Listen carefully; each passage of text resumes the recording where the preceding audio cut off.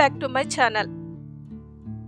ఈరోజు లంబసింగిలో మనము వలిసె పూలను ఎందుకు పెంచుతారు, వాటి యొక్క ఉపయోగం ఏంటి, వలిసె గింజల వలన ఉపయోగం ఏంటి, మరియు రోడ్డు సౌకర్యం లేని అడవిలో ఉండే గిరిజనులకు వైద్యం ఎలా అందుతుంది, ఆదివాసీలు గిరిజనులకు రోగాలు వస్తే ఏ మందులు వాడతారు అనే విషయాలను గురించి ఇప్పుడు మనము తెలుసుకుందాము. నా వీడియో కనుక మీకు నచ్చినట్లయితే దయచేసి సబ్స్క్రైబ్ చేసి లైక్ కొట్టి షేర్ చేయండి. మంచు తెరల మధ్య పసుపు వర్ణంతో మెరిసిపోయే వలిసె పూలు ప్రకృతి కాంతకు స్వర్ణకాంతలద్దుతాయి. విశాఖ మన్యానికి వచ్చే పర్యాటకుల మనసులను ఇట్టే దోచుకుంటాయి. ఏటవాలు కొండ ప్రాంతాల నడుమ చల్లని వాతావరణంలో పెరిగే వలిసె తోటలు కొన్నేళ్లుగా కనుమరుగవుతున్నాయి.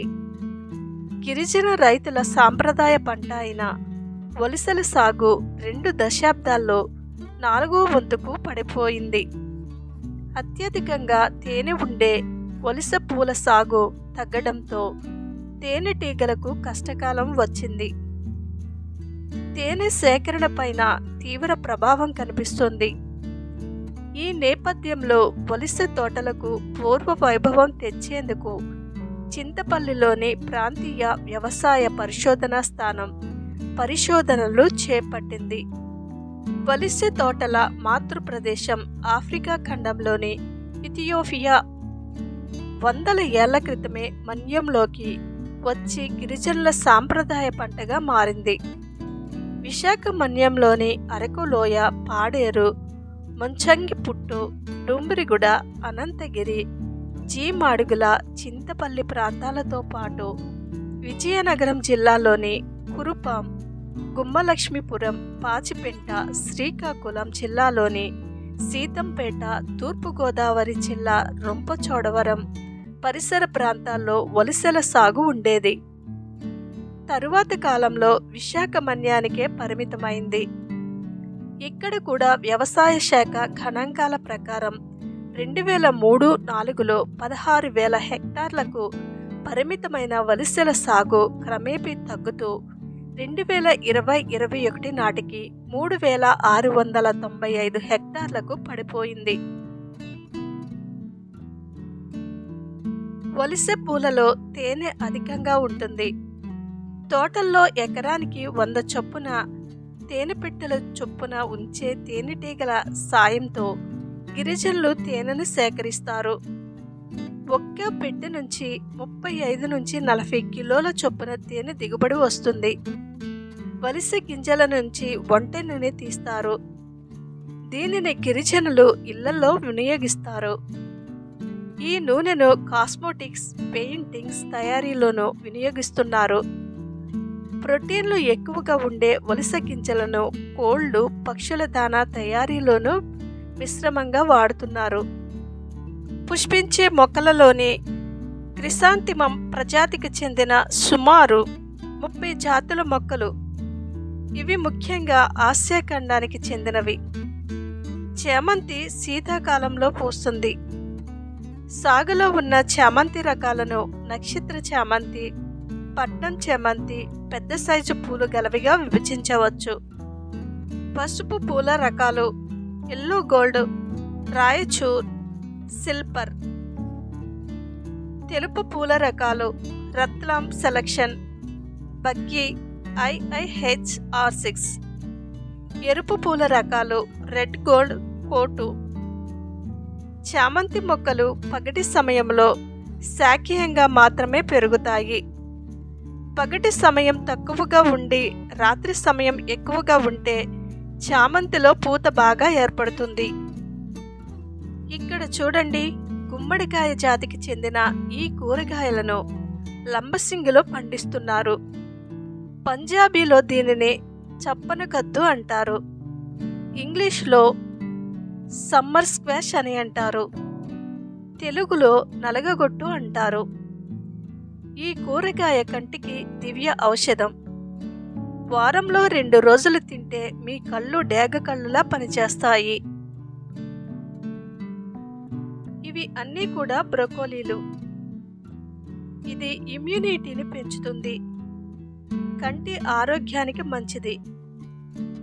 థైరాయిడ్ ఉన్నవాళ్ళు దీనిని తినకూడదు.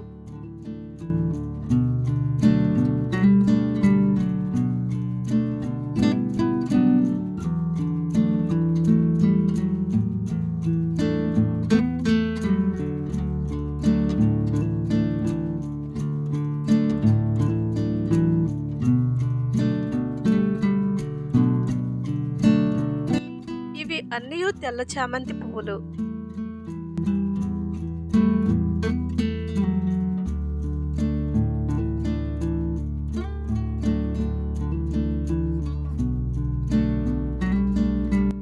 ఇవి క్యాబేజీకి సంబంధించినవి. వీటికి కిమ్చి అంటారు. చైనా, జపాన్ వాళ్ళు దీనిని ఎక్కువగా ఊరగాయ పడతారు.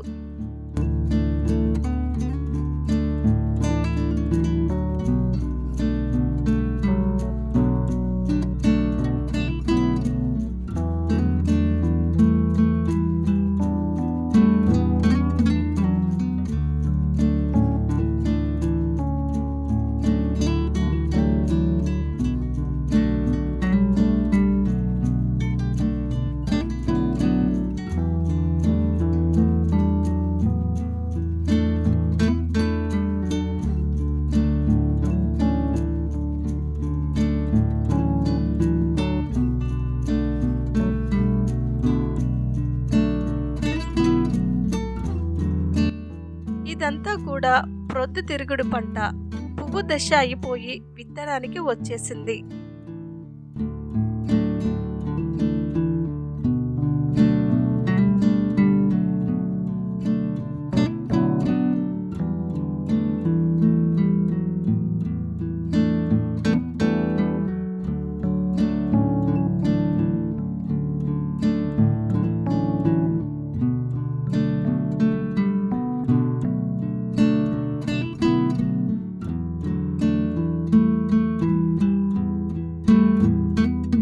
చామంతి పూలలో ఎన్ని రకాలు, ఎన్ని రంగులు ఉన్నాయో చూడండి.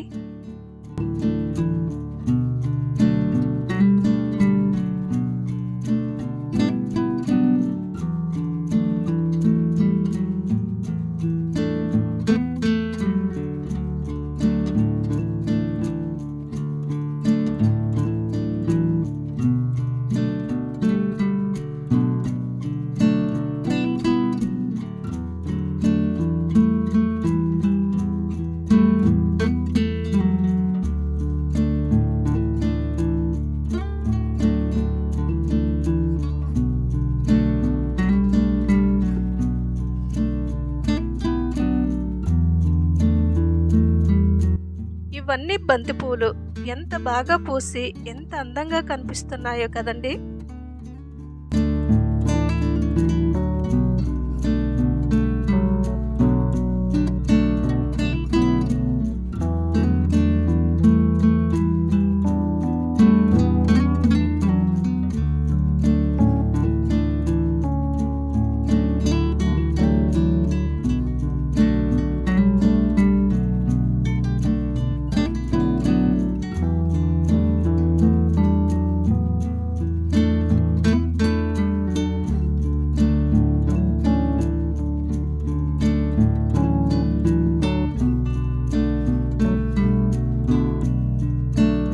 ఇవన్నీ క్రోటన్ కలర్ఫుల్ ఫ్లవర్స్. ఎంత అందంగా ఉన్నాయో కదా.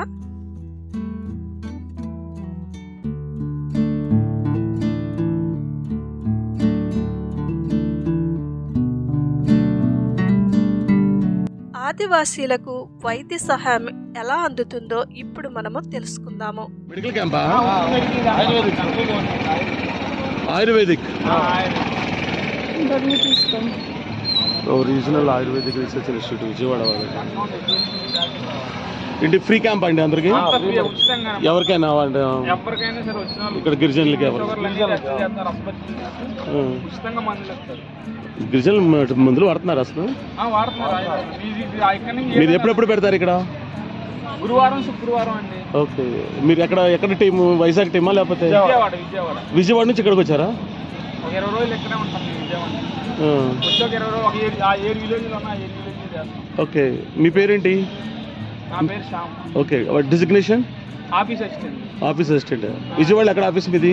Payakapuram, Rajiv Nagar Payakapuram idea. So everything మొత్తం ఫ్రీనే ఇక్కడ? మొత్తం ఉచితంగా. Only ayurvedic? Only ayurvedic. మరి బీపీ షుగర్ చూస్తారు? షుగర్ ఎలా చూస్తున్నారు? ఓకే, స్ట్రిప్స్ చూస్తారు.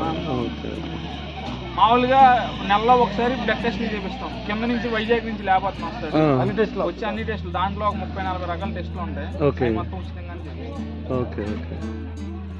టాబ్లెట్స్ మీరు అంటే ఆయుర్వేదిక్ టాబ్లెటే ఇస్తారు? ఆయుర్వేదం అన్న, ఒక ఇంగ్లీష్ మెడిసిన్, సూదులు ఇంజక్షన్లు ఏముంటాయి. వాడతారా వీళ్ళు? వాడుతున్నారు. రిజల్ట్ కూడా మాకు బాగా వచ్చింది. వస్తారు ఒక అరగంట గంట అయితే వస్తారు. Okay okay okay. అంటే మీరు సంతప్పుడే పెడతారా లేకపోతే? మామూలు పెడతాం.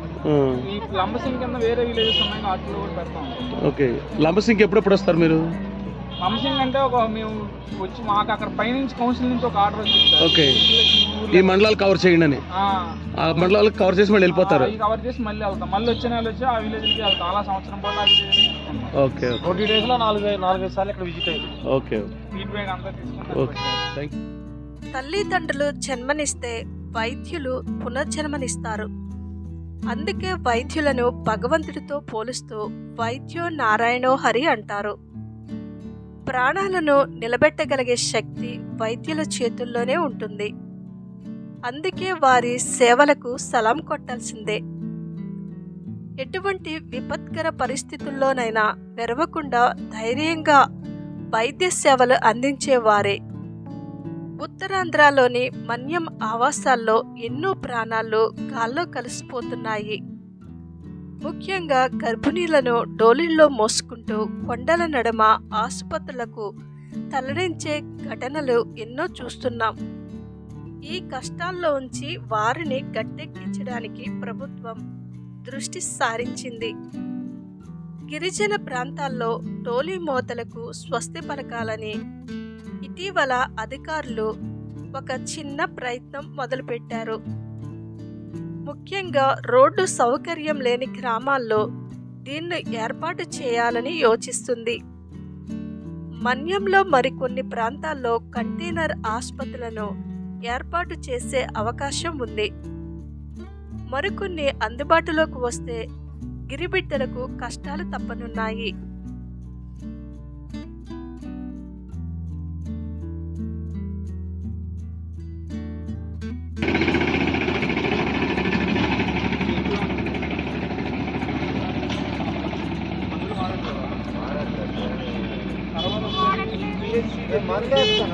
కాదు, పోయినసారి చెప్పాను కదా నేను, మళ్ళీ వెళ్ళి కనిపించండి అని. చాలా ఎక్కువ ఉంది. ఇంత ఎక్కువ ఉంటే పక్షవాతం వస్తుంది. బిఎస్సి ఒకసారి వెళ్ళి మీరు తాగడం మానేయాలి. ఎంత ఉంది తెలియదు, అడగండి.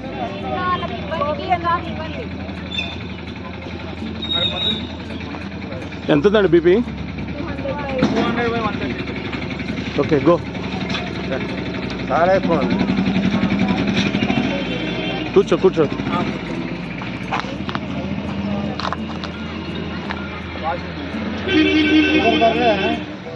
షుగర్ నార్మల్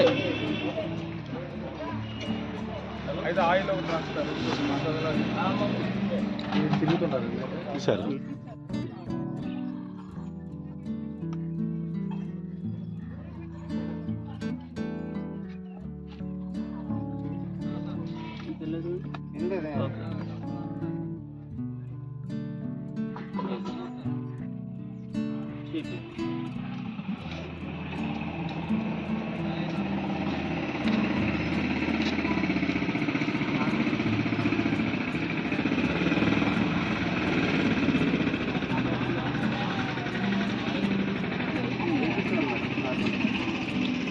షుగర్ ఏం లేదులేండి. ఇది బాగా దీనివల్ల ఈ కాలు నొప్పుడు దీనివల్ల.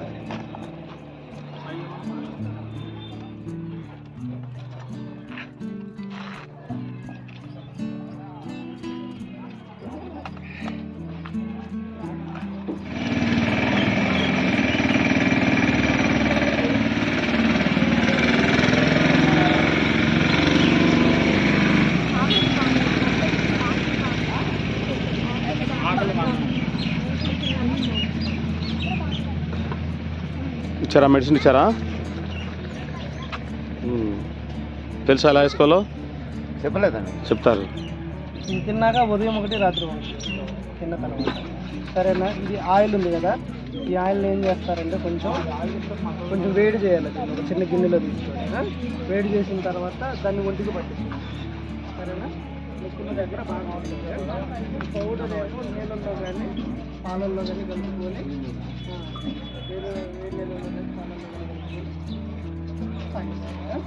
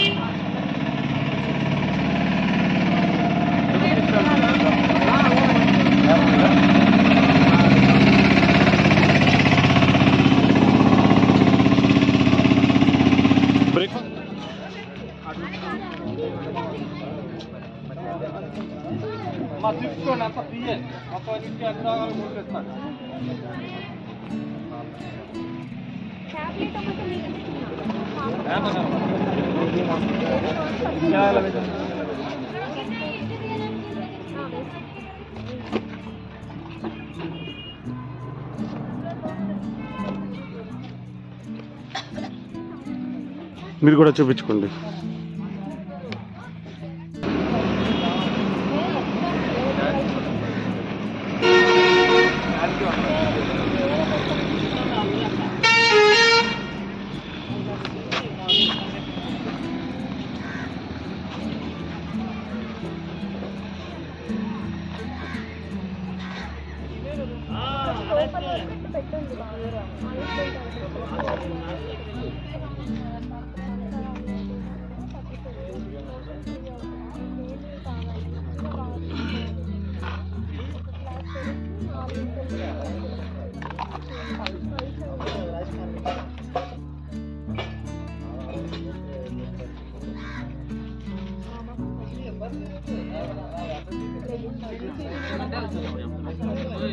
లాస్ట్లో ఒకసారి మా టీం అంతా మా ఫోటో తీసుకుంటాం. షూర్.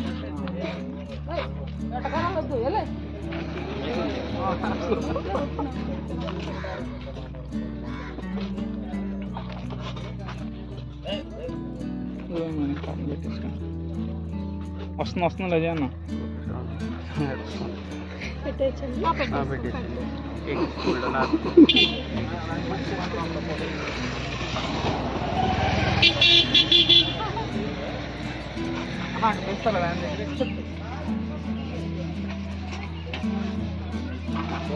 గోపి మందులు ఇచ్చినాడు ఫోటో తీసుకో.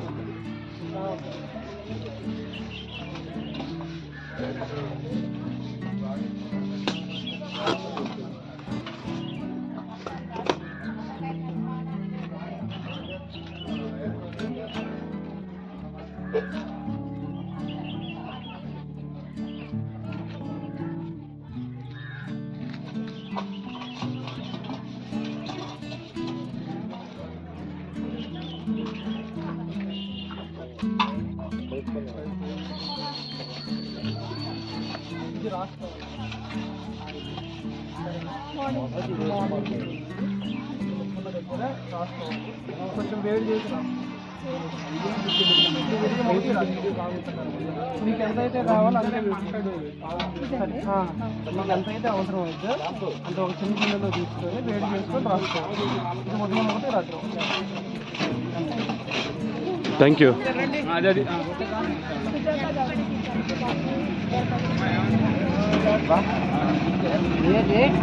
తీసుకెళ్ళు, కూర్చోండి. ఓ వెళ్ళి చూచో. జలుబు వస్తుంది కదా, తీసుకెళ్ళు. డబ్బులు ఏం తీసుకోరు.